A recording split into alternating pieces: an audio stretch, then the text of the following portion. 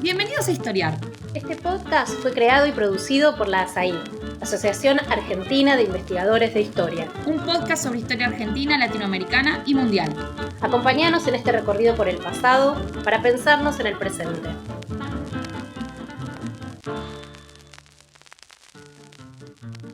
Bienvenidos y bienvenidas a un nuevo episodio de Historiar, el podcast de la Asociación Argentina de Investigadores en Historia. Soy Débora Garazzi, investigadora y docente de las universidades de Quilmes y de Mar del Plata, y hoy estoy a cargo de un episodio especial de Historiar. El tema que nos convoca son las enfermedades venéreas en Argentina, su construcción como problema de salud pública y las políticas sanitarias en la primera mitad del siglo XX. Para eso nos acompaña una especialista en el tema, Carolina Biernat. Carolina es doctora en Historia, investigadora independiente del CONICET y docente de la Universidad Nacional de Quilmes. Se especializa en el estudio de las políticas poblacionales argentinas durante la primera mitad del siglo XX y en 2024 publicó el libro Ciudadanía enferma, las venerias en Argentina 1900-1960 bajo el sello editorial Biblos, en el que retoma algunos de los interrogantes que guiaron sus investigaciones en los últimos años, centradas, como mencioné anteriormente, en las enfermedades venéreas y las políticas sanitarias. Muchas gracias, Carolina, por aceptar la invitación y conversar con nosotros. Muchas gracias, Débora, por la invitación y muchas gracias a la audiencia, que siempre es virtual, pero bueno, una puede imaginarla y establecer un diálogo con ella. Para iniciar esta conversación, lo primero que te quería preguntar es, bueno, una pregunta que medio general, pero es ¿qué son las enfermedades venéreas y por qué en la primera mitad del siglo XX se empezaron a considerar como un problema público o como un problema de salud pública? Bueno, la pregunta es muy pertinente, además de interesante, ¿no? Porque hoy no sería del orden de la corrección política hablar de enfermedades venéreas, ¿no es cierto? Sino de enfermedades, al menos de enfermedades de transmisión sexual. Y es gracioso porque justamente un alumno mío hace un mes atrás compró el libro para su mamá y lo primero que le dijo su madre, que es docente y da ESI en la escuela, que, bueno, como este título, ¿no? Y después parece que leyó el libro y entendió por qué, pero bueno, en principio suena extraño. Y a mí el título me parecía importante mantener, ¿no? La nominación de enfermedades venéreas, porque es el concepto nativo, es decir, cómo los actores de la época las nombraron en esa primera mitad del siglo XX, como vos situás el escrito, porque básicamente no remitía tampoco esta nominación de las enfermedades venéreas a un hecho simplemente biológico, como son entendidas hoy eh, en forma errada, entiendo también las enfermedades, sino a una construcción de un problema público, ¿no? Un problema público ligado a un temor muy grande acerca de cómo estas dolencias, que no eran consideradas, insisto, de forma biológica, sino social, iban a interferir en la reproducción cuantitativa y cualitativa de la población, o como se llamaba en la época de la raza, ¿no? No solo en la temporalidad presente, sino en el futuro, ¿no? Porque se consideraba que una persona, sobre todo un varón enfermo de una veneria, iba a ser o iba a constituirse en un trabajador débil y en consecuencia en un consumidor poco eficiente, en un soldado que iba a ser excluido de las filas del servicio militar obligatorio y en un ciudadano en parte incompleto, ¿no? Entonces esto atentaba contra la construcción de una ciudadanía que se pensaba que debía ser moderna.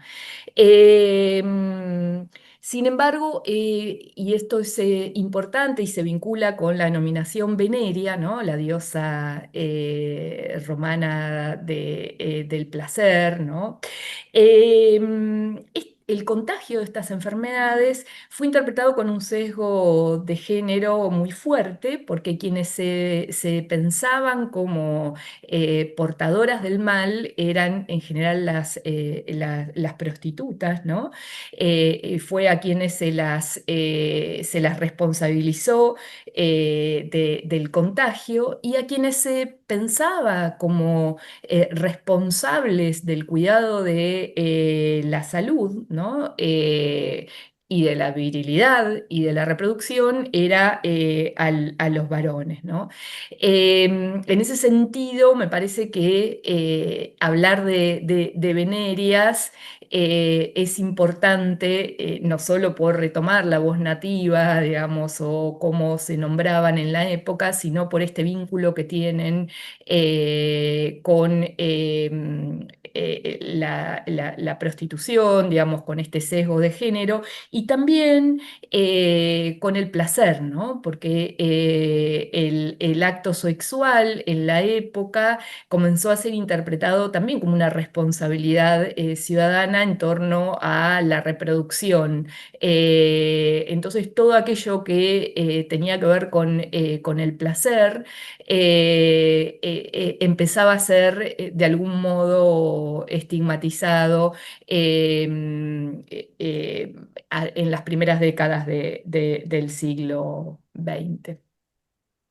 Y te hago una pregunta en relación a esto que vos mencionabas recién, sobre poder pensar estas enfermedades como un problema público. Una cosa que vos mostrás en tus investigaciones y en tu libro en particular, es que esa construcción no se hizo solo desde el Estado. O sea, no fue solamente el Estado el que empezó a pensar estas cuestiones. Y lo que te quería preguntar es, ¿qué otros actores intervinieron o contribuyeron para que o para que se empezara a construir ese problema público, o se empezara a entender que estas enfermedades tenían eh, un interés que sobrepasaba la, la individualidad? Bueno, uno de los principales actores, no exclusivos, pero sí principales, fueron los médicos, ¿no? Que tenían un peso muy importante en la época, porque lejos de considerarse a la medicina como una ciencia ligada a lo biológico, los médicos pensaron la sociedad, ¿no? Por eso es tan interesante leerlos, ¿no? Leer a los médicos por lo menos de la primera mitad del siglo XX, antes del proceso de especialización de las distintas disciplinas médicas, porque lo que estaban ocultando todo el tiempo era el cuerpo social, ¿no? No el cuerpo como algo individual. Y en base a esto construían análisis, ¿no? de estas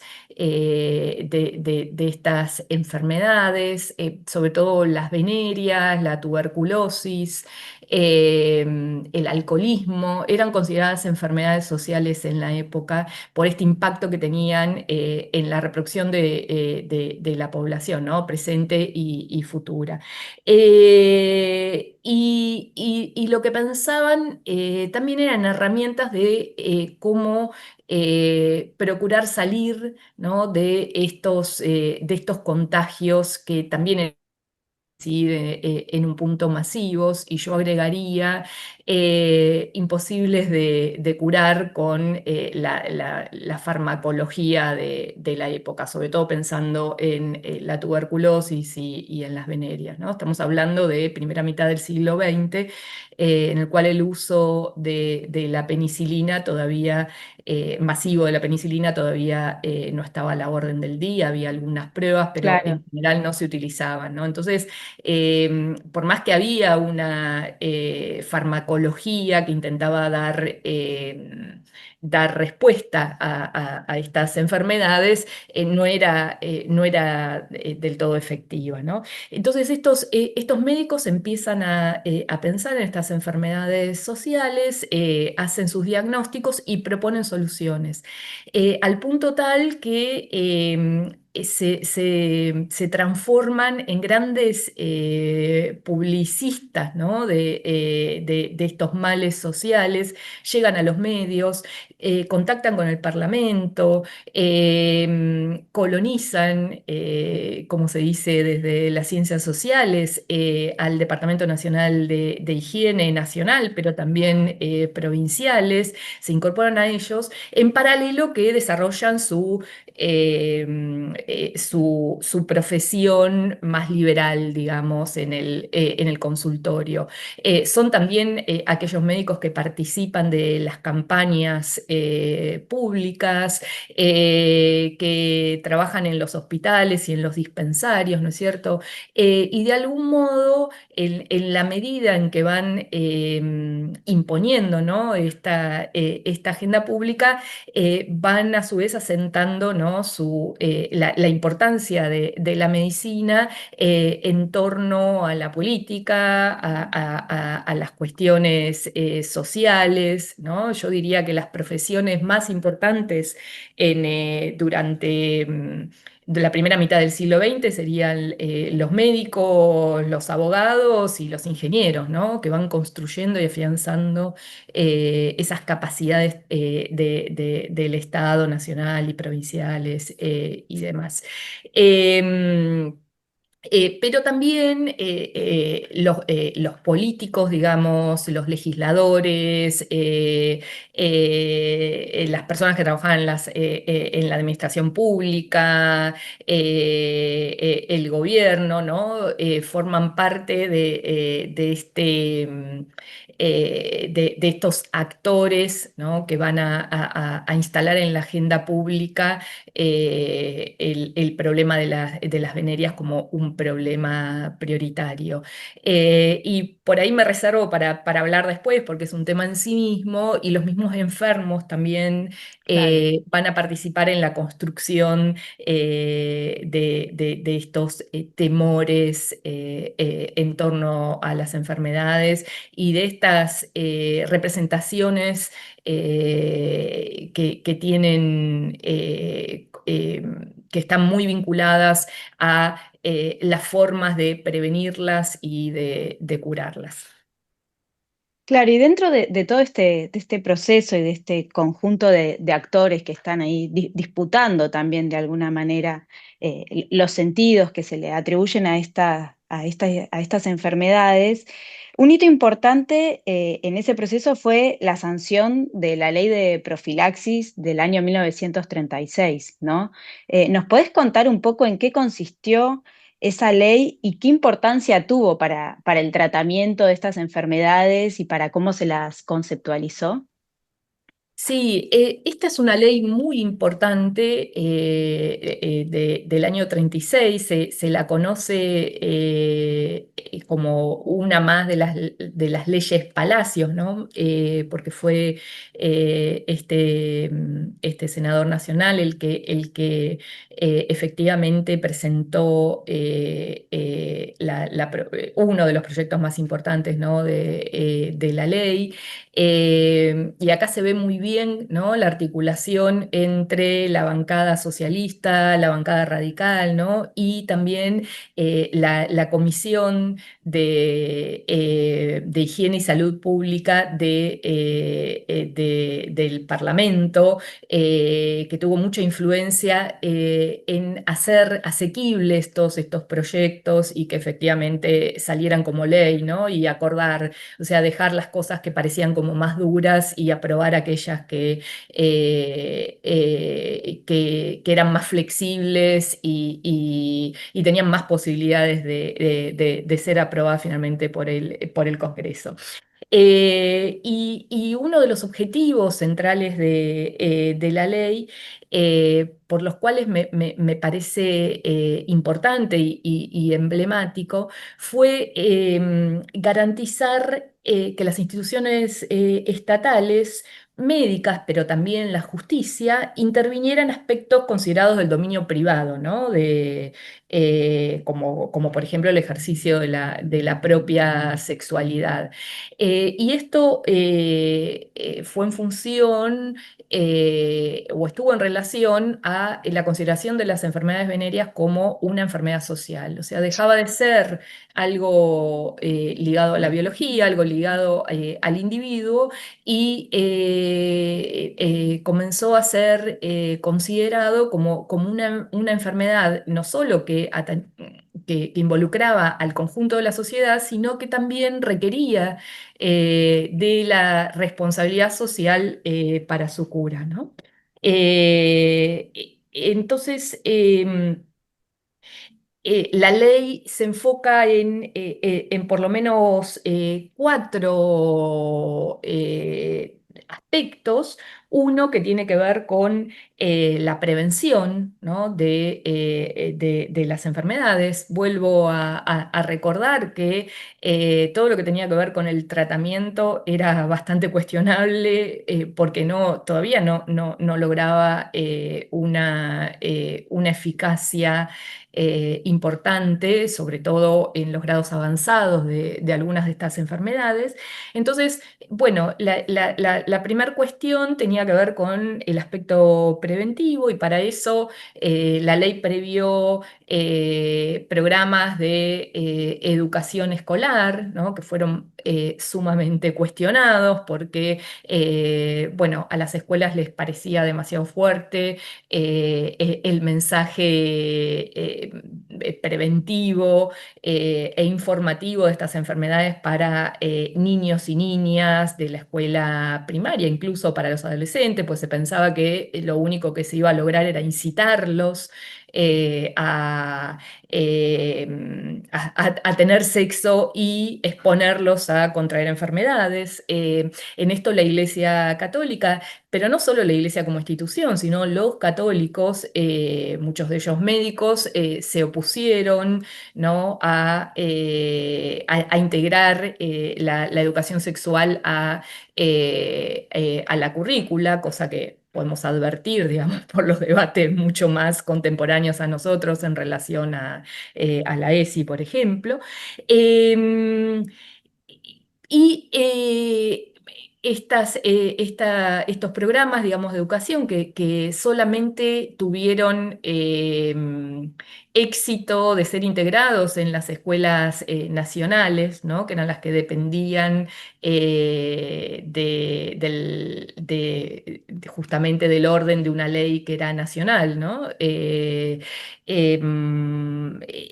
También se articularon con programas de instrucción o concientización o divulgación más generales hacia la población, ¿no? El hecho de organizar afiches, charlas, proyección de películas, ¿no es cierto? Que estaban destinadas básicamente a los varones jóvenes, ¿no? Cuya sexualidad se pensaba desbordada, e imposible en un punto de controlar y que se asumía que eran quienes consumían un sexo pago, ¿no? Y entonces lo que se hacía, por ejemplo, es colocar estos afiches en las estaciones de los trenes, a la salida de las fábricas, en los dispensarios, y se les hablaba, ¿no? Básicamente a ellos. No solo se les hablaba en español, ¿no? Sino también había muchos afiches que estaban en distintos idiomas y claramente tenían como sujetos a los trabajadores inmigrantes, porque se consideraba obviamente que las enfermedades venéreas atacaban al conjunto de la población y no hacían distinción entre, en principio, origen nacional, edad, ¿no? Pero sí en relación al género, ¿no? Porque como dije antes, quienes se consideraban portadoras del mal eran las mujeres que intercambiaban sexo por dinero, ¿no? Y por eso para ella había algunos dispositivos en especial que la ley también preveía y que ahora voy a comentar. Em, pero lo interesante es que las mujeres consideradas decentes, digamos, ¿no? Aquellas que eran novias, esposas, quedaron excluidas de esta batería de mecanismos de prevención, como por ejemplo el certificado prenupcial, ¿no? Que solamente iba destinado a los varones. Y la ley excluyó a las mujeres porque se pensaba que, bueno, hacerle un test de sangre, digamos, la prueba de Wasserman, para comprobar si poseían o no una enfermedad venérea, atentaba contra su decencia, ¿no? Su dignidad como mujer. Y solo la ley entonces previó este mecanismo para los varones.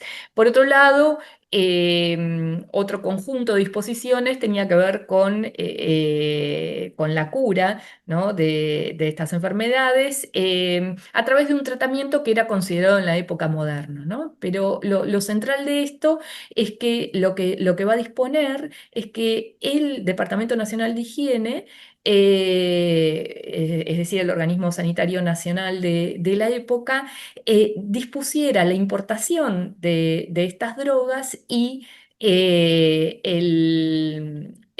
su reparto, digamos, entre las distintas instituciones sanitarias, provinciales, municipales, incluso de orden, hospitales de orden privado, ¿no?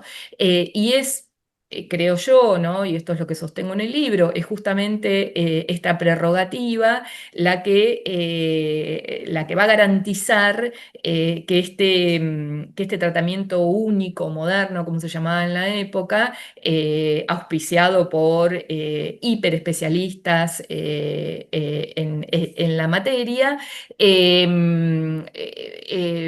fuese efectivamente usado en el concierto de un montón de otros tratamientos que existían en la época. Y acá, Claro, una centralización desde el Estado, ¿no? sí, y desde el Estado Nacional, ¿no? Que Claro, recordemos que por nuestra Constitución nacional, la salud y la educación son potestad de las provincias, ¿no? Entonces, esto también remitía a un proceso de centralización desde el Estado Nacional que no había sido en las primeras décadas del siglo XX, ni siquiera en las últimas del XIX, no había sido muy efectivo y esta ley, ¿no? le da esa posibilidad a la repartición sanitaria nacional de avanzar por claro. sobre la injerencia de las provincias, los municipios e Ujú. incluso las organizaciones privadas, que como sabemos, en torno a la beneficencia o en torno a la salud, llevaban incluso muchas veces la vanguardia, ¿no? Em, por otro lado, otro conjunto de intervenciones tuvieron que ver con la penalización de aquellas personas que, sabiéndose contagiadas, bueno, transmitían el mal, ¿no? Y esto llegó al punto de que se incorporara al Código Penal el contagio venéreo, por lo cual una persona que había sido contagiada podía denunciar penalmente a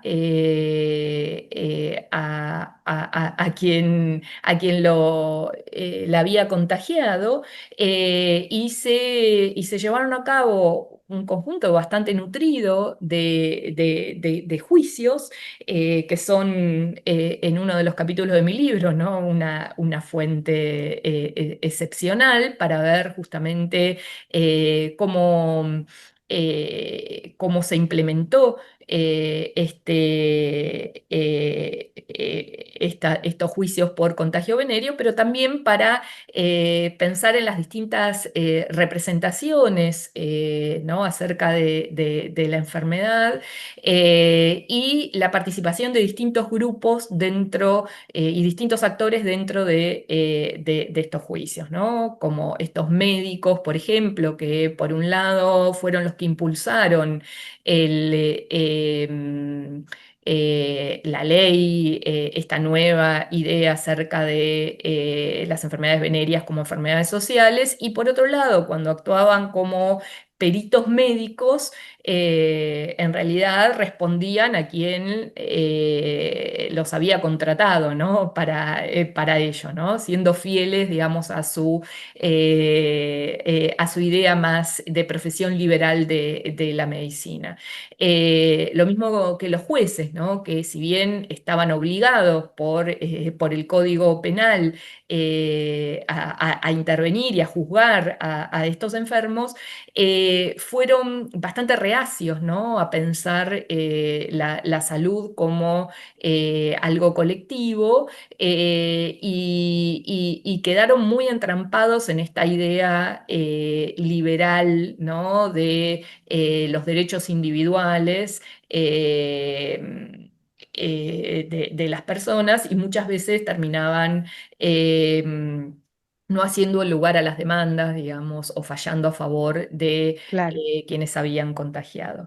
Y por último, otro conjunto de medidas tenían que ver en los casos extremos y sobre todo con las mujeres que intercambiaban sexo por dinero, en aislarlas en el caso de que se opusieran a seguir un tratamiento para su cura, ¿no? Sobre esto creo que podría volver más tarde específicamente, Mm. pero es junto con el conjunto de medidas anteriores Ujú. probablemente los aspectos más punitivos, ¿no? de esta Claro. ley, que paradójicamente, siendo que estas cuestiones más punitivas en relación a la salud y a otras enfermedades no fueron aplicadas, en el caso de las venerias sí lo fueron, y esto, bueno, está ligado al temor social, ¿no? que despertaran. Y en relación a eso que estabas comentando recién y algo que dijiste también hace un ratito, y que me parece que es un aspecto muy interesante de tus investigaciones y de tu libro, es que entendés a los sujetos enfermos no como actores pasivos que únicamente son receptores de estas políticas, sino que de alguna manera también recuperás su capacidad de agencia y su participación activa en la posibilidad o no de materializar estas políticas diseñadas desde distintos organismos, desde distintas instituciones del Estado. ¿Nos puedes contar un poco más cómo es eso? ¿Cómo pudiste reconstruir las experiencias de estos sujetos? ¿Y cómo fue la participación en ese proceso y a qué tensiones dio lugar? Me imagino sobre todo, por ejemplo, en relación a esto del aislamiento que comentabas recién. Sí, este es un aspecto en el que yo me focalicé en mi investigación con bastante esfuerzo, ¿no? Porque pese a que aquellos y aquellas que nos dedicamos a la historia social de la salud y de la enfermedad, siempre criticamos, ¿no? Que está construida en base a el análisis de las políticas, el análisis de las personas reconocidas, ¿no? Los médicos, los sanitaristas.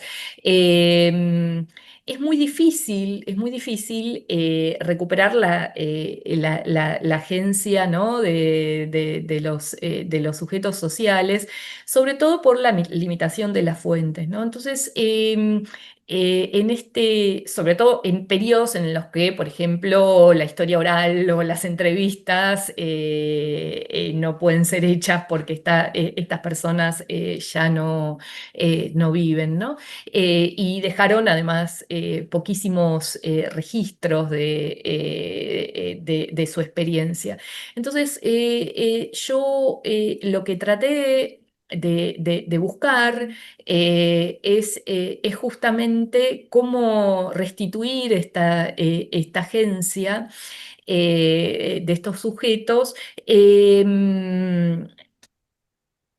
a través de varios registros, ¿no? Uno de ellos, por ejemplo, son las cartas de lectores a algunas revistas, a partir de las cuales me di cuenta que quienes escribían tenían nociones totalmente distintas, ¿no? De las emanadas, por ejemplo, por la propaganda oficial, ¿no? Si bien lo que en los afiches y en las charlas aparecía es esta idea social de la enfermedad y de la responsabilidad social, estos enfermos, en general varones, ¿no? que escribían al consultorio sexológico de algunas revistas, seguían pensando en la enfermedad como un estigma, como algo individual, como algo del orden de la vergüenza, ¿no? Y a pesar de que los médicos que respondían esas cartas insistían en la necesidad de pensarlas socialmente o colectivamente, estos enfermos pensaban en un diagnóstico, ¿no? De por qué habían llegado a tener esas marcas en el cuerpo, ¿no? Que es lo más impactante, o era lo más impactante en la época, lo más notorio, ¿no? Para también visualizarlas como algo, como un estigma, ¿no? Creo que en ese sentido las venerias, bueno, sobre todo la sífilis, ¿no? Era lo más parecido a la lepra, ¿no? Claro, eran Eh, enfermedades que se veían en el cuerpo, ¿no? A en el diferencia cuerpo. de otras, quizás. Exactamente, y justamente como el cuerpo para muchos y muchas era la herramienta fundamental, digamos, para la reproducción de su vida, tener marcas los limitaba, por ejemplo, en sus funciones laborales o como decía antes, en el ingreso al servicio militar, ¿no? O en sus vínculos sociales o amorosos. Y esta marca, ¿no? En el cuerpo era un factor excluyente, ¿no? En términos sociales o de la integración social para muchas personas. Eh, y volviendo a estas preguntas o estas cartas a lectores, también se podía ver, por ejemplo, cómo había distintas nociones en torno a cómo se contagiaba una enfermedad de transmisión sexual, ¿no? Por ejemplo, se insistía en la idea de que si la mujer estaba menstruando no había posibilidad de contagiarse, ¿no? Con esta idea de que los fluidos del cuerpo de algún modo lavan, ¿no? Todo lo sucio o lo enfermo de ese cuerpo. O ideas en torno a la frecuencia, ¿no? Bueno, si nada más tengo una vez por mes relaciones sexuales con una mujer que no conozco o que no es mi pareja, bueno, evidentemente no voy a contagiarme, ¿no?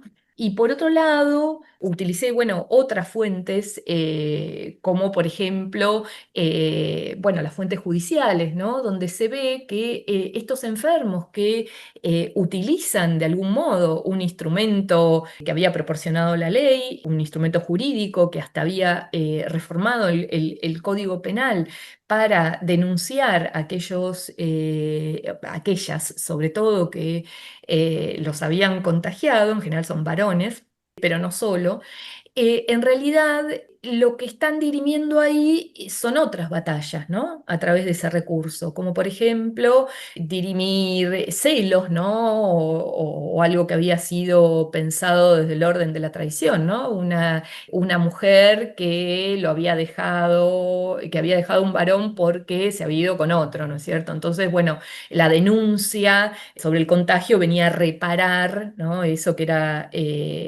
era pensado como una traición. O, por ejemplo, dirimir conflictos del orden matrimonial, ¿no? En una sociedad donde todavía no existía la ley de divorcio. Entonces, la figura de la injuria, que tenía que ver con el contagio de una enfermedad, servía como causal de separación de los cuerpos, ¿no? Como Claro. se decía en la época y como estaba legislado en la época, ¿no es cierto? Que no había divorcio, pero sí uno podía pedir con una acción judicial la posibilidad de separación, digamos, de casas, ¿no? Ujú. Y seguir con su vida por afuera de ese matrimonio, no de contraer matrimonio nuevamente. O, por ejemplo, la vergüenza, ¿no es cierto?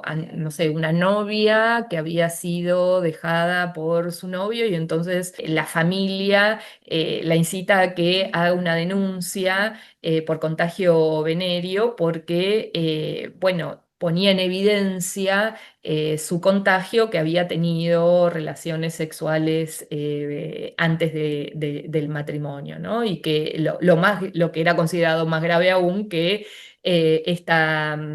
este varón, además de contagiarla, no se hacía cargo de, bueno, casarse con ella para reparar ese daño que era entendido como un daño biológico, pero fundamentalmente moral. Bien, bueno, muchísimas gracias, Carolina. Es súper interesante todo esto que nos estás contando y cómo lograste reconstruirlo. Te voy a proponer ahora que hagamos una pausa y volvemos enseguida. Este es el podcast de ASAIG, la Asociación Argentina de Investigadores en Historia. Te invitamos a asociarte y a seguirnos en las redes, en Twitter, en Facebook e Instagram. Toda la información sobre la asociación la puedes encontrar en nuestra página asaig.org.ar. Te esperamos todos los sábados con un nuevo episodio de Historiar, sobre los grandes temas de nuestro pasado, abordados por especialistas e historiadores profesionales de manera cordial pero rigurosa. Seguimos con nuestro episodio de hoy. Continuamos conversando con Carolina Biernat sobre las enfermedades venéreas y la construcción de la ciudadanía sanitaria en la Argentina en la primera mitad del siglo XX. Y lo que te quería preguntar ahora, o quería que nos comentes un poco, es en relación a esto que vos mencionabas hace un rato, en relación a los vínculos entre la nación y las provincias, en relación a qué rol le cabe al Estado Nacional y a los estados provinciales en el cuidado de la salud. Y en tu último libro vos profundizás en el caso del Sanatorio de Previsión Social de la ciudad de Córdoba. Lo que te quería preguntar es por qué es importante esa experiencia específica para pensar este tema que vos trabajás y qué particularidades tuvo en relación a otras instituciones similares o que tenían propósitos parecidos.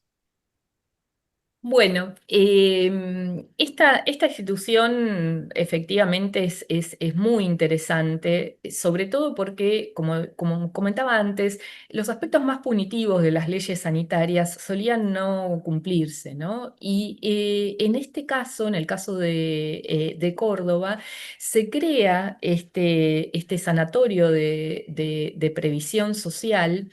eh, con un formato de cárcel, digamos, porque no era solamente un lugar donde atenderse, sino era un lugar donde recluir, por lo cual tenía desde lo edilicio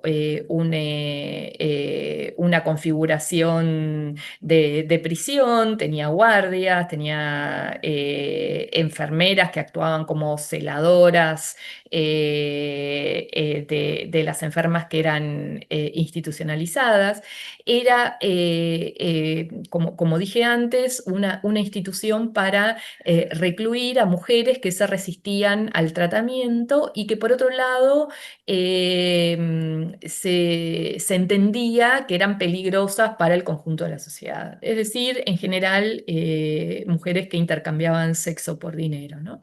Em, en el caso del Sanatorio de Previsión Social de Córdoba, o este caso, es interesante por varios motivos. Primero, por alguna cuestión más obvia, que es el que ha conservado un repositorio bastante nutrido para entender cómo funcionaban, cómo eran los procedimientos para ingresar, digamos, desde los análisis que se les hacían a estas mujeres, cómo se diagnosticaba su enfermedad y su potencial peligrosidad, quiénes eran los y las que atendían, digamos, desde el personal sanitario a estas mujeres. Estoy pensando en médicos pasantes, enfermeras, pero también guardias de seguridad,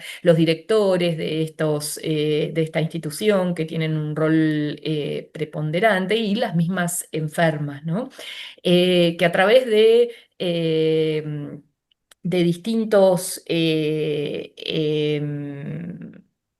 sumarios administrativos que se le hacen al personal de este sanatorio a lo largo de su historia, se puede ver, ¿no?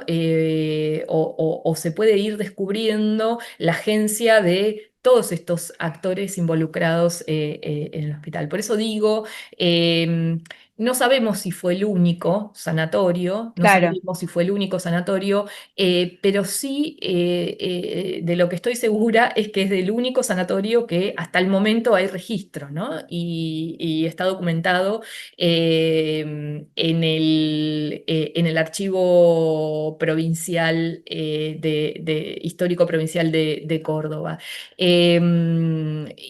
Entonces, bueno, en relación a otras instituciones que también se dedicaban a curar, digamos, o atender a estas mujeres, pero también a varones, como por ejemplo en las cárceles. En las cárceles solía haber una sección especial donde iban estas mujeres, por ejemplo, que eran juzgadas y penalizadas por haber contagiado una enfermedad venérea, o a varones que lo habían hecho, o los propios dispensarios o los hospitales, digamos, que tenían secciones especiales. Pero esta me parece que es una institución muy interesante, no solo porque guarda sus archivos, sino porque cumplió al pie de la letra la ley, ¿no? claro. Podríamos decir que hasta fue más papista que el Papa, ¿no? En términos de efectivamente no adaptar lo que se tenía a la letra de la ley, sino cumplir con la letra de la ley. Y creo que ahí es muy interesante pensar un diálogo con los trabajos que hay hechos, ¿no? Sobre los espacios subnacionales en relación a las políticas sanitarias, ¿no? Los trabajos, por ejemplo, de Ortiz Bergia, Mm. donde muestran que si bien las provincias trataron de adaptar, digamos, leyes importantes del orden nacional, también tuvieron su propia agencia y sus propios objetivos a la hora de trasladar, digamos, estas políticas nacionales al orden provincial. En el caso del Sanatorio de Previsión Social de Córdoba, yo creo que fue una intención política de irradiar, de mostrar a la provincia como una provincia moderna, ¿no? Que irradiaba además modernidad hacia el interior provincial, ¿no? Al punto de estar a la altura de las propuestas nacionales y superarlas, ¿no? En términos efectivización de estas políticas. De hecho, lo interesante que este sanatorio de previsión social, si bien durante la mayor parte del periodo es un edificio alquilado y adaptado, ¿no? para esta función, uno de los directores logra que se construya un edificio para este fin, ¿no? exclusivo, que durante el peronismo, los últimos años del peronismo, deviene en maternidad, ¿no? Claro, Y hay registros de las primeras mujeres que acudían a esa maternidad y que tuvieron sus hijos ahí, que se vieron impactadas, ¿no? Se veían impactadas por la configuración de presidio que tenía esa maternidad, ¿no? claro. Em, Porque me imagino que hasta en la misma espacialidad, ¿no? Del sanatorio se veía plasmada de alguna manera la ley. Sí, sí, y no solo la ley en el sentido punitivo, sino, digamos, por ejemplo, lo que se ve en los registros, son todos los procedimientos de diagnóstico que se hacían, ¿no? Y por los que tenían que pasar estas mujeres, que no necesariamente transcurrían en ese edificio que, por ejemplo, no tenía laboratorio, ¿no? Entonces la prueba Wasserman tenía que ir a un hospital, ¿no? Pero bueno, todo esto estaba detallado, ¿no? Estos circuitos y estos procedimientos de diagnóstico y después de atención están sumamente detallados en los registros. Como así las resistencias de estas mujeres, ¿no? Claro, a ser hospitalizadas. Sobre todo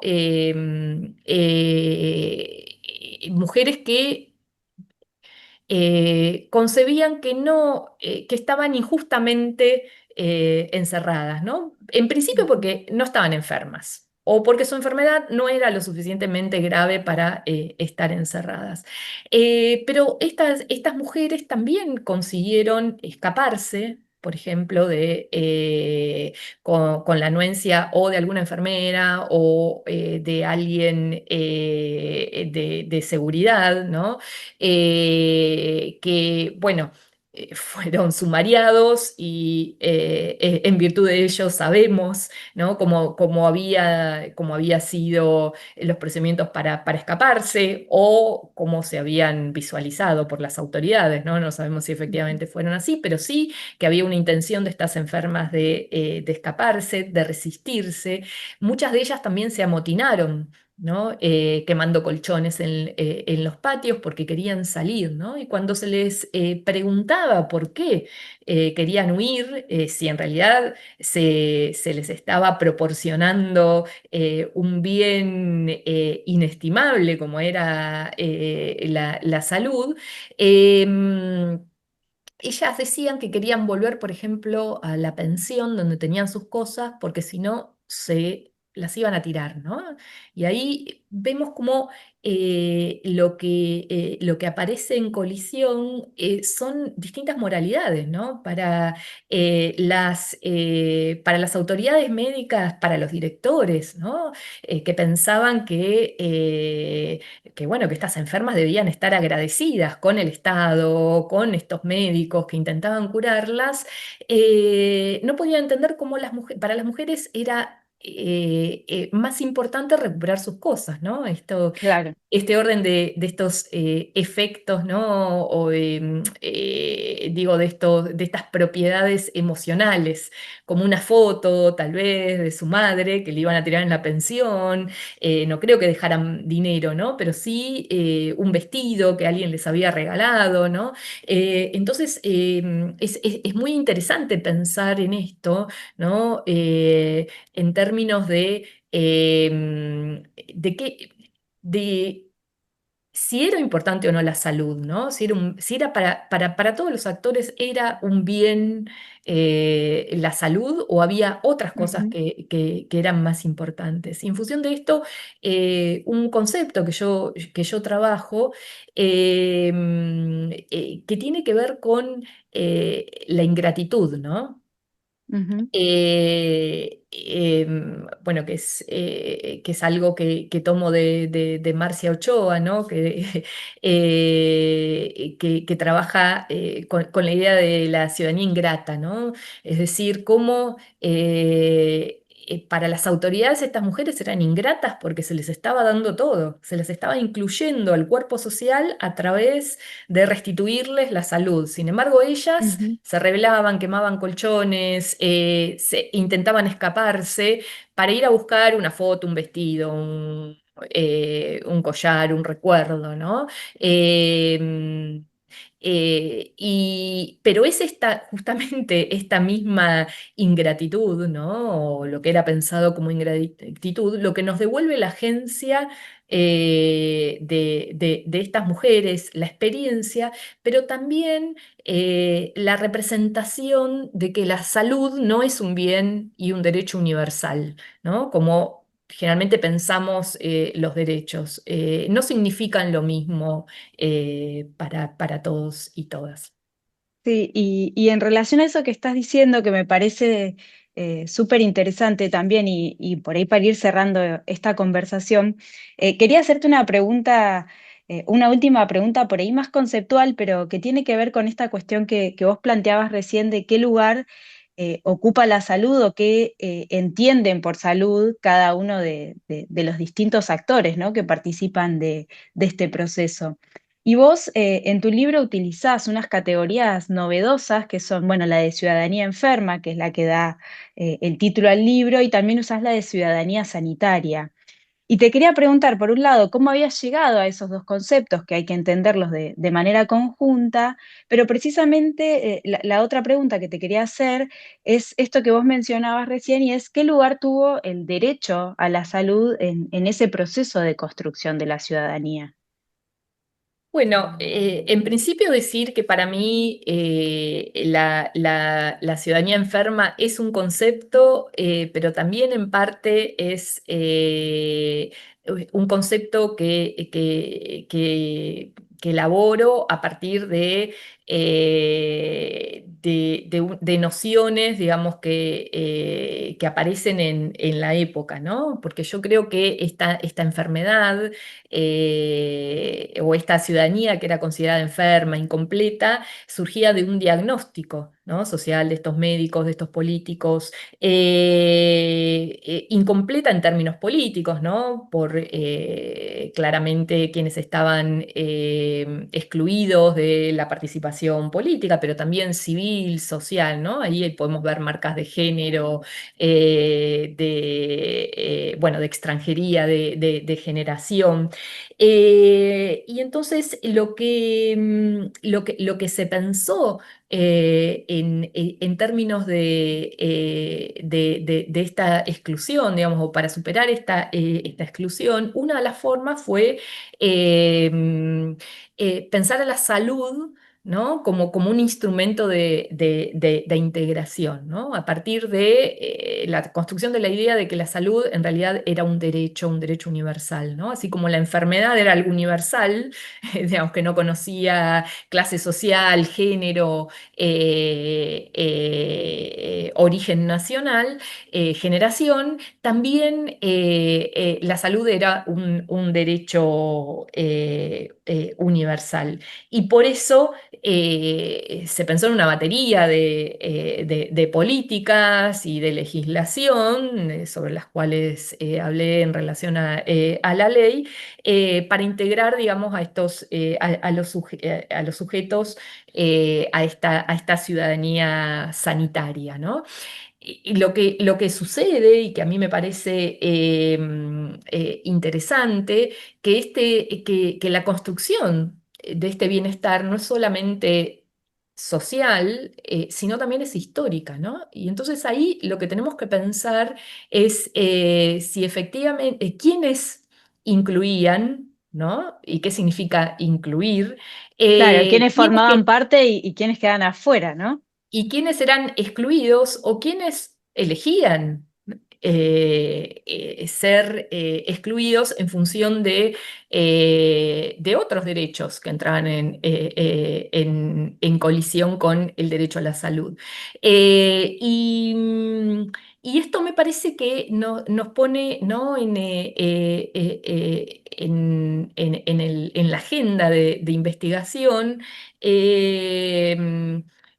lo importante que es pensar, ¿no?, en una participación activa, social, colectiva, multidimensional de la construcción de los derechos y de la ciudadanía en general, ¿no? Ciudadanía que generalmente asociamos a lo político, pero que Claro.